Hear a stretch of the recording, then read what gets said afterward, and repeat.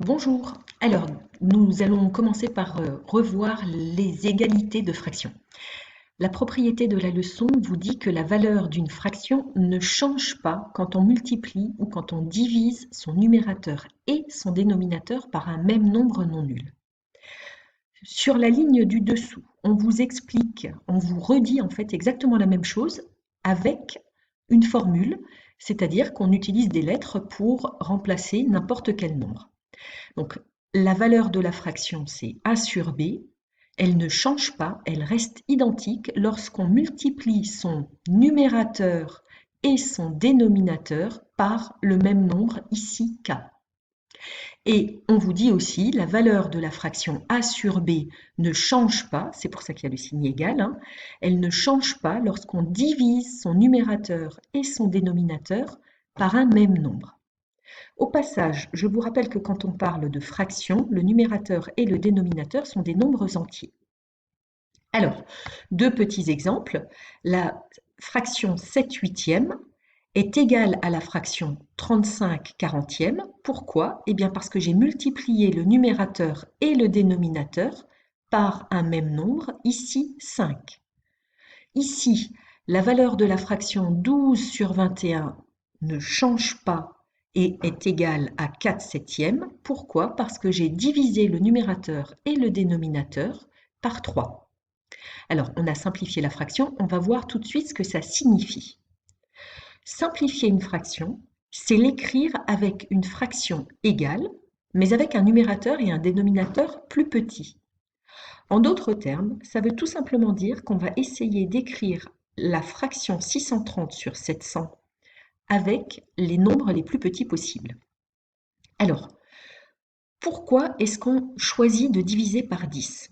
On choisit de diviser par 10 parce qu'on remarque que 630 et 700 sont tous les deux des multiples de 10 puisqu'ils finissent par 0. Je sais donc que je peux diviser 630 par 10 et 700 par 10. Enfin, en tous les cas, que ces deux nombres sont divisibles par 10. Donc 630 divisé par 10, ça me donne 63. 700 divisé par 10 me donne 70. Je peux donc écrire que la fraction 630 sur 700 est égale à 63 sur 70. Ensuite, on peut passer à un exercice. C'était l'exercice page 102, numéro 22.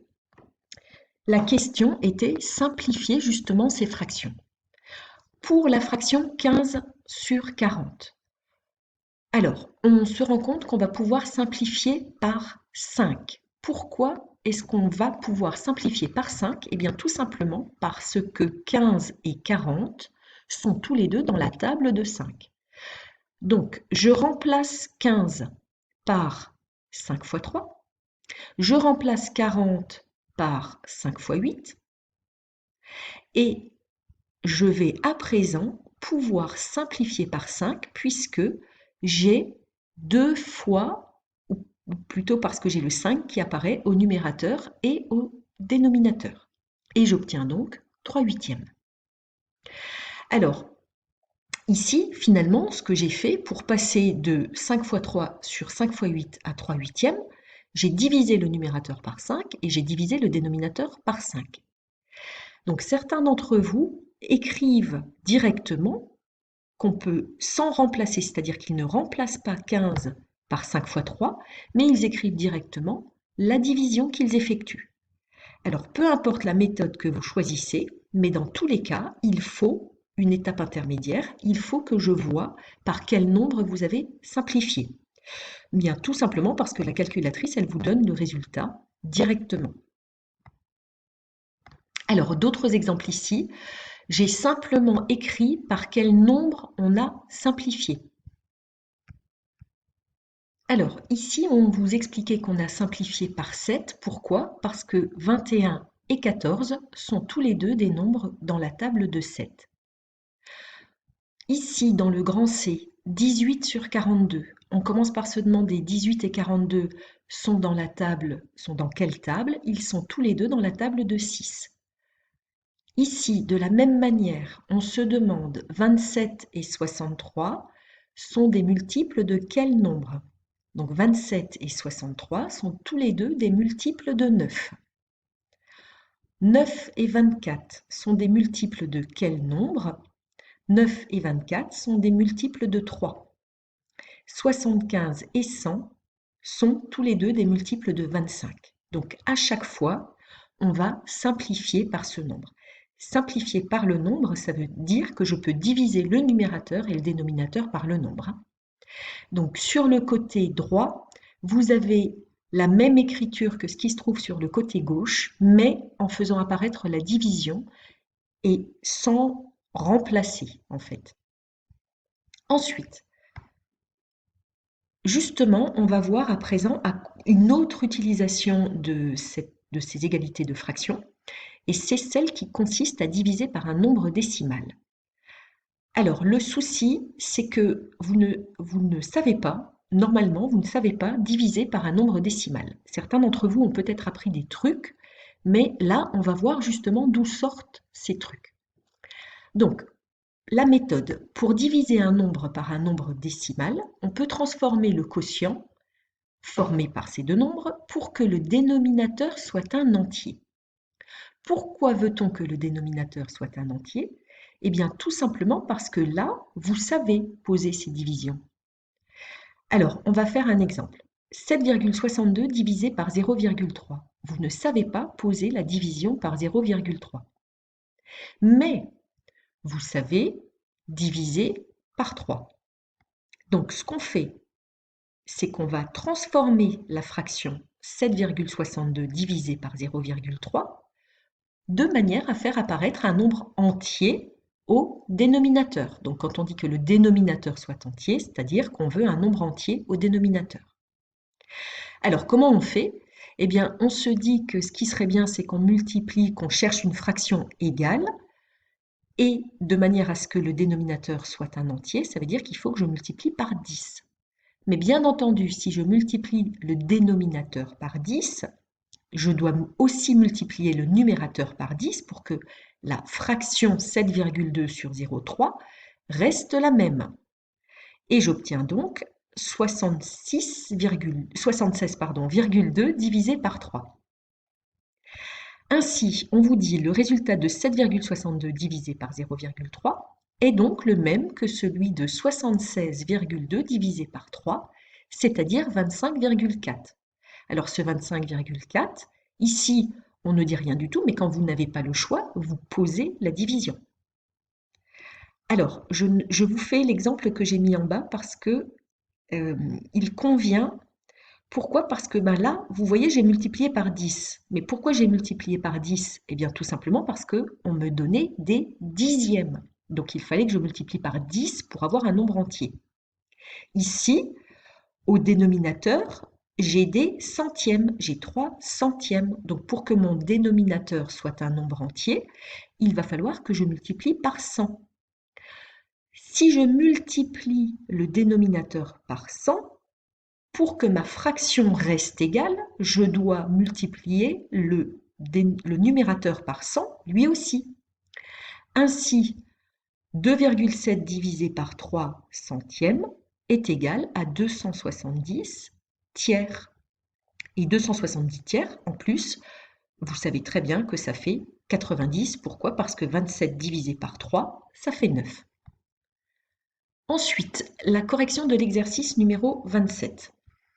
Donc, on vous disait de transformer chaque expression en une division par un nombre entier. Alors, chaque expression, ici, les expressions, on divise par 0,3, on divise par 1,2, on divise par 0,25. Ce ne sont pas des nombres entiers. Donc, vous devez transformer dans un premier temps chaque expression en une division par un nombre entier et ensuite, vous devez effectuer cette division. Et c'est seulement par la suite que vous devez vérifier avec la calculatrice. Alors, pour la première, ici, le 0,3, ce sont des dixièmes. Donc, je vais multiplier par 10. Voilà, comme je multiplie le dénominateur par 10, je multiplie aussi le numérateur par 10 pour que la fraction reste égale à elle-même. Et à présent, j'obtiens 27 tiers qui font bien les 9. Ensuite, de la même manière, on a des dixièmes. Je multiplie donc le dénominateur par 10 et le numérateur par 10 pour que la fraction reste égale à elle-même. Et j'obtiens 85,2 divisé par 12, que je ne sais pas effectuer de tête, donc je vais poser la division. Alors un tout petit rappel, pour poser la division, on se demande, dans 85, combien de fois 12? Donc ça y va à peu près 7 fois. 7 fois 12, ça fait 84. Ensuite, on effectue la soustraction 85 moins 84, il reste 1. Au dividende, il y a une virgule. Je vais donc mettre cette virgule au quotient. J'abaisse ensuite les dixièmes et je me retrouve avec 12. 12, combien de fois 12 dans 12? Bien entendu, une fois. Une fois 12, 12. On va ensuite effectuer la soustraction et il reste 0. Ainsi, la valeur exacte de 8,52 divisé par 1,2 est 7,1. De la même manière, vous aviez 7,8 divisé par 0,25 à effectuer. Donc, c'est 25 centièmes. Donc, je dois multiplier le numérateur et le dénominateur par 100. Alors, pourquoi le dénominateur? Bien sûr, pour obtenir un nombre entier. Alors ici, vous aviez deux méthodes. Soit vous posiez directement 780 divisé par 25. Mais ce qu'on peut aussi faire, c'est on se rend compte en fait que 0, le 780 finit par 0, 25 c'est aussi dans la table de 5. Donc je vais pouvoir diviser le numérateur et le dénominateur de cette fraction par 5. Je vais donc, en d'autres termes, pouvoir simplifier par 5. Donc c'est ce que je vous explique ici. Je commence par écrire que 780 c'est 78 fois 10.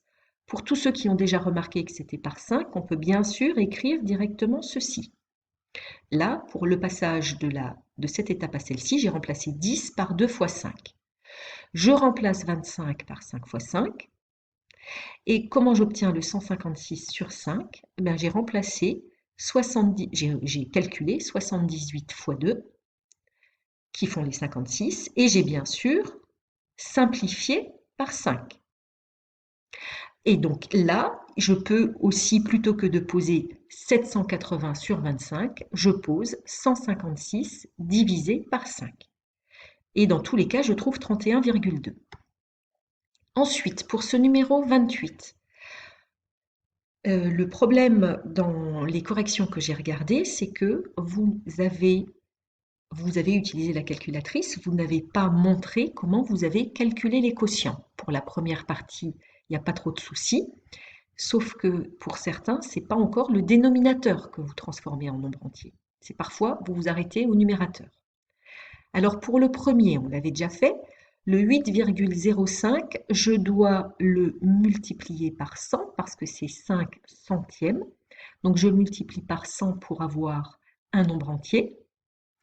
Et à ce stade-là, 80 500 divisé par 805, je remarque que ce sont tous les deux des multiples de 805. Alors bien sûr, 805 c'est un multiple de 805. Et ici, 80 500, c'est 100 fois plus que 805. Donc je remplace par 805 fois 100. Je peux simplifier par 805 et il reste 100. Ensuite, pour la suite, donc le 0,17 du dénominateur, je le multiplie par 100 parce que c'est 17 centièmes. Je multiplie bien entendu aussi le numérateur par 100. J'obtiens 340 sur 17. Et là, je remarque que 34, c'est le double de 17. Donc, je vais pouvoir simplifier par 17. Donc, je remplace 340 par 34 fois 10. Le 34, je le remplace par 17 fois 2, de manière à faire apparaître la simplification par 17. Et qu'est-ce qui va rester? 20.